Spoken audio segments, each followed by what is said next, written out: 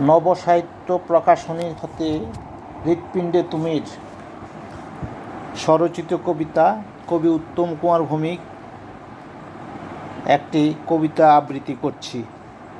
কবিতার নাম নারী আমারই মা। পুরুষ নারী বিদ্বেষী নয়, ভাবিতে মাতৃকা স্বরূপে নারী বিনায় কীভাবে আসে এই মোহময় পৃথ্বীধামে।